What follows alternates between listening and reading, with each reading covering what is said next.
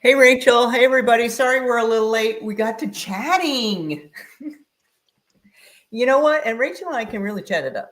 We can chat it up. We just need to hit play whenever we start talking. And then That's just right. because you guys missed out on, we're always like, now, what did we just say? We gotta do that over again. What was it again? That was so good. Say that again. It was so good. Yes. Right. And Rachel, we're just going to jump right in because, we're like, the clock is ticking.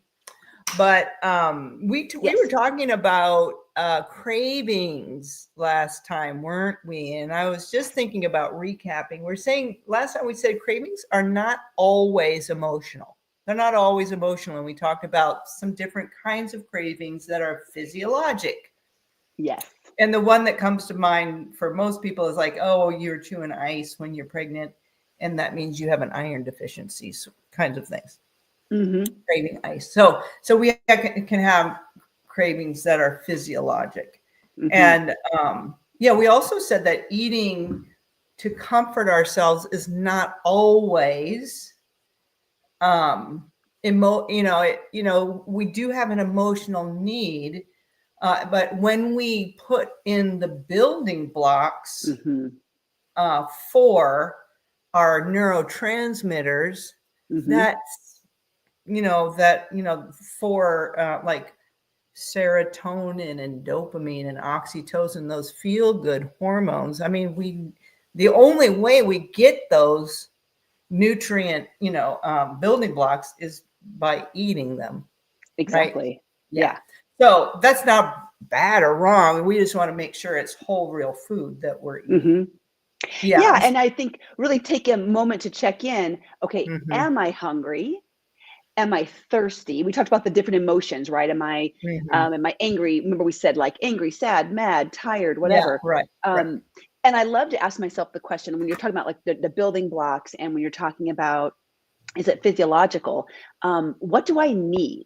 If I find myself peckish and I feel kind of hungry, right? Like, but I feel like I've eaten something and I like to kind of ask the question, okay, then what do I need? Because my body, maybe I haven't nourished properly. Have I had enough protein? When was the last time I had protein? Have I had enough fiber? My last meal was kind of cruddy, kind of not whole and like totally balanced. Yeah. Maybe let me start there and then see if my cravings go away. See if my like peckishness goes away.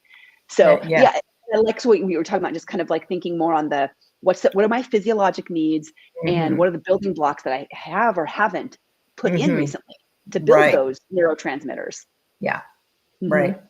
And when we're feeling the compulsion or that craving not letting go, I've been showing, a little technique that I call SNAP, right? And I've been giving people this little minute timer.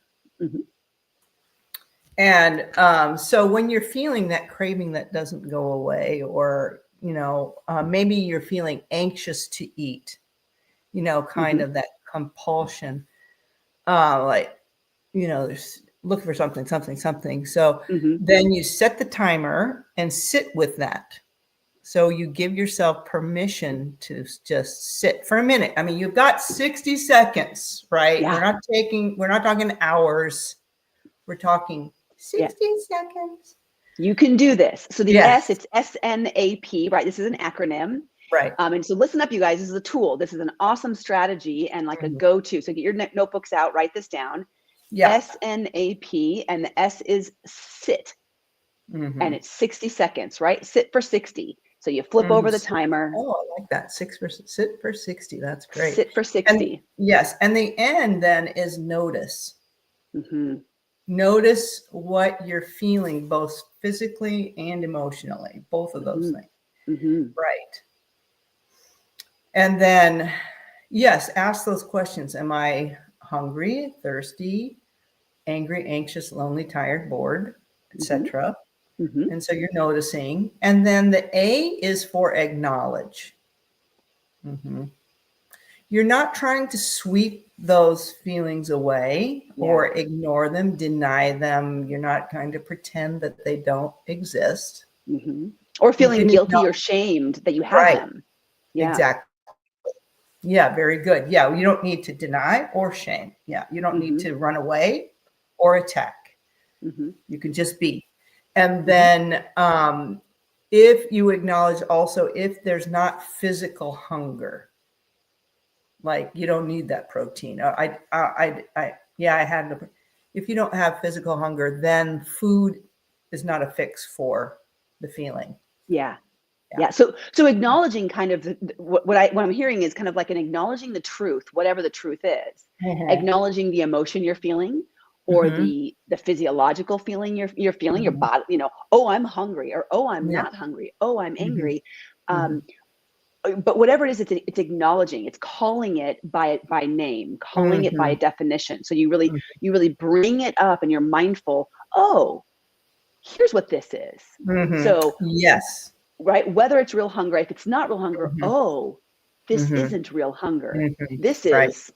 Yes. And I love that, saying you're acknowledging, telling yourself the truth without judging. Yeah. Bring the curiosity in. The minute you use curiosity and wonder, like I wonder, judgment leaves, because now you're open to what is possible. You're open to what could be, and just getting, oh, that's interesting. Right. And actually that actually shifts, and we've talked about this, but it's worth repeating, shifts from that anxious, sympathetic fight or flight mode to the parasympathetic rest. Calms the nervous system. Right. So that's the A, acknowledge, and then the P is pivot. Do you remember the Friends episode where Chandler is pivoting? They're trying to get a couch up the stairs and he screams out, pivot. Anyway, it's playful, and I think a lot of people would know that reference, especially if you're not real young. So it can be kind of hear that in your head, right? Hear Chandler Bang saying pivot. Oh no, it's not Chandler, it's Ross. Anyway, hear that voice. Pivot. Yeah. So how do we pivot? What does that mean? Yeah. What else can I do? Yeah, that means what else can I do? How else can I honor what I'm feeling right now? Shall I, go get some fresh air? Do I just need to change my environment in some way? Do I need to, even a glass of water, make myself a cup of tea, text a friend? Do I need connection? Do I need, how else can I honor this emotion that could bring calm into my life? Write it down, right? Write Journal. it down. I love it. Yeah. Journal it. Yeah. Perfect. Yeah. Or go eat something if you're hungry. Yeah. If you're truly hungry. You're truly hungry. Yeah. What is that? Yes. And here's the other part. If you want a treat, go ahead and have the treat. But you're eating the treat in a restful, non-judgmental, no shame, no guilt mindset. Yeah.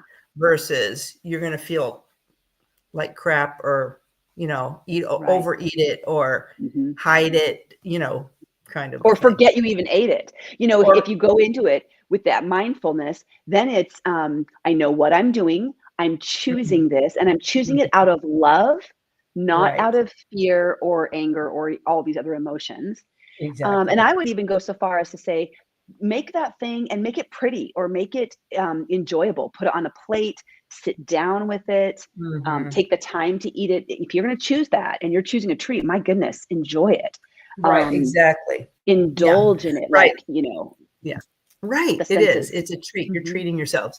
Yeah. I love this. And because it's not that you can never have a treat.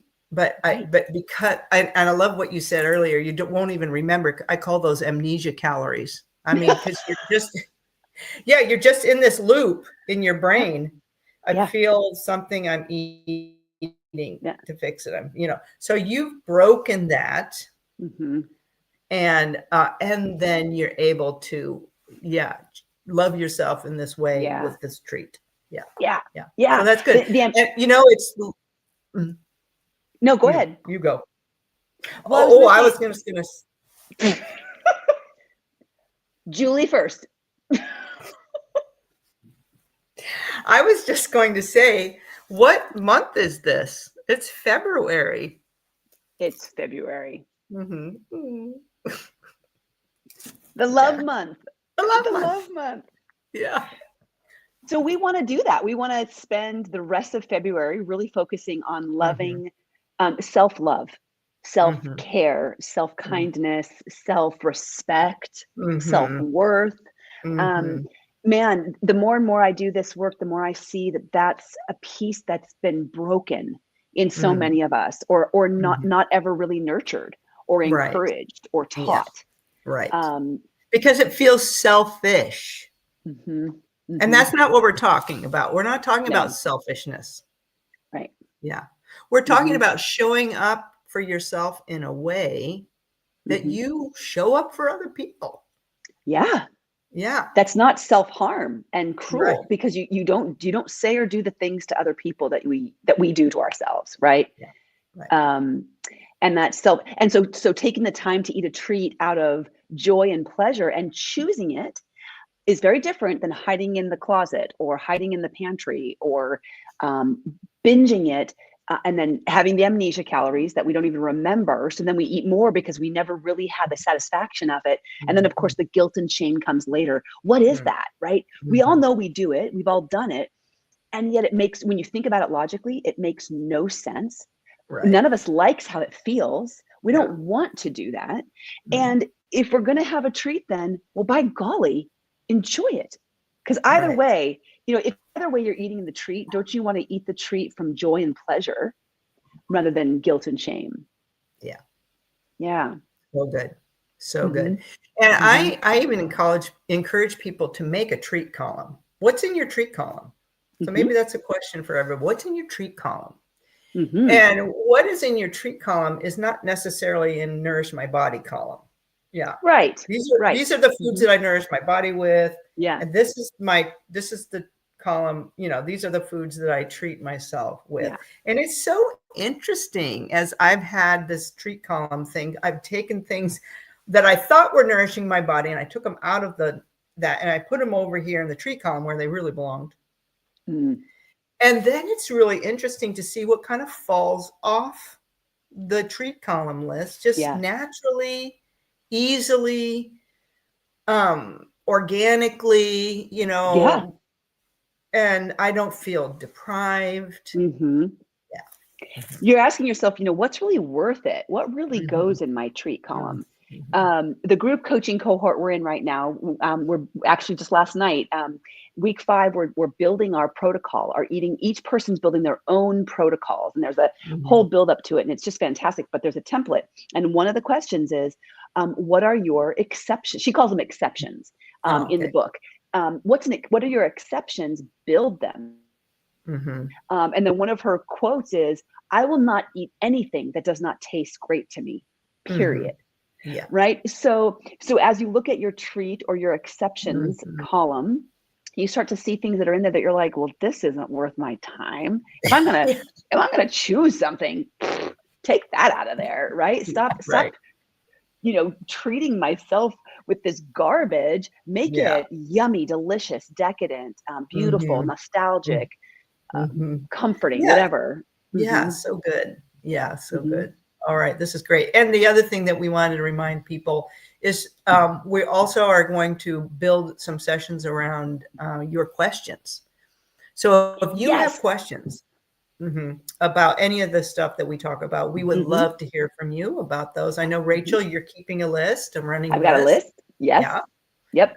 So you can put a comment wherever you're watching this video, comment below, whether it's Facebook or on YouTube. You can send us a message. You can email us. You can Instagram DM us if that's where you're finding us. But if you have a question about something we've talked about, or you have a topic you'd like us to cover, something that you'd like to learn more about, we'd love to, answer and talk more about what you're really looking for, or things, obstacles or things that are tripping you up. So send those in. And as soon as we get enough of them to really fill up a full episode, then we'll do a Q&A episode, maybe toward the end of the month of February. Sounds good. Yeah. Sounds great. Yeah. Okay, Rachel. I forget what kind of Thursday this is for you. Is this a group Thursday, or are you at home not. Thursday? Yeah, and as you can see, we're away at my dad's condo at the beach, doing a work away. So it's been really nice.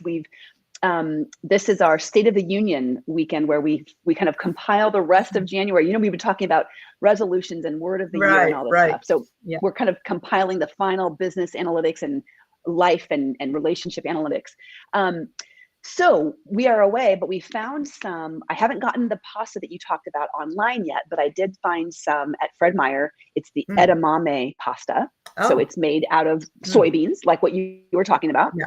So we're going to make a pasta, and Peter found a roasted cauliflower sauce. It's a new recipe we haven't tried yet, so I'll have to keep you posted. But that's going to be like the sauce over it, and then our protein is going to be tofu.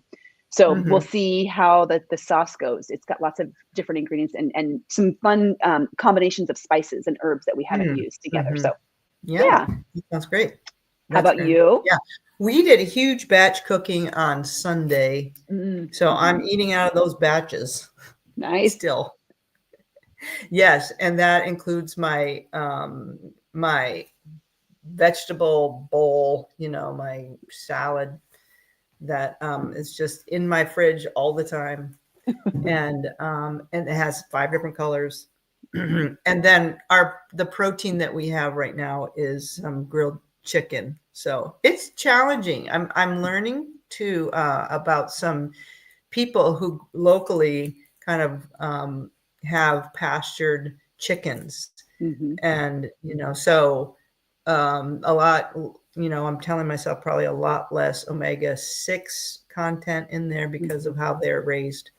But anyway, that's maybe a topic for another day. But anyway, so that's my protein. And and Rachel, I made my own whole grain sourdough bread so it's flax and whole wheat. Ooh. And I'm so proud of myself because I have tried this in the past and I have failed and flopped and forgotten about it. And but this time it's working. So where did you get your yeast? Did you get a yeast start from somebody? I got a starter from a friend. And so this is the beauty of it. She didn't just bring me a starter. She brought everything that was necessary to show me how to feed the starter. And she stood there and walked me through step by step while I did that.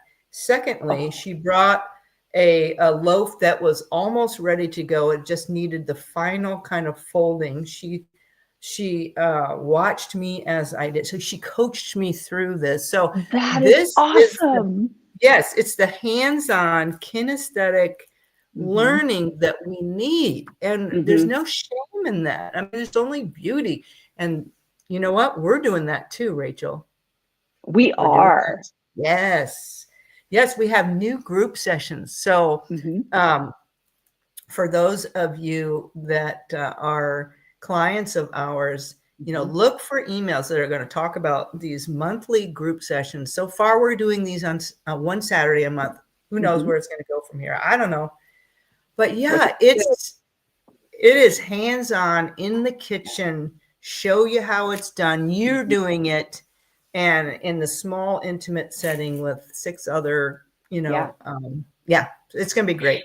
It's kind of a combination of your weekly food prep and batch cooking, along with some culinary coaching and the kinesthetic learning, especially for folks who maybe haven't eaten this way before or who are redesigning and learning a new way to eat healthy, whole, and real throughout the week. What does it look like, and what kind of foods can I put together? So it's a combination of really tangible strategy of get it done, get your food prep for the week done, right. But then also learn some things and walk away with a few recipes and a better understanding of how easy it really is. It does take time, but it can be very easy once you do it a couple of times. Like for you with that bread, once you did it with your own hands. Yes, once I did it, I can do it. Yeah. Awesome. It is so delicious. Yes. Can you have a loaf maybe for when we do that this weekend when we do our? You know what? Yes, if I take it out right now, it will be ready. Yeah. Yes. I'd love to see how you do it. I mean, yeah, maybe you'll have to teach me. Okay. We digress. All right. Okay. All right. Well, thanks everybody. Yeah. And Thank you. Keep your questions coming. Have a great week. Thanks everybody. See you later. Bye-bye.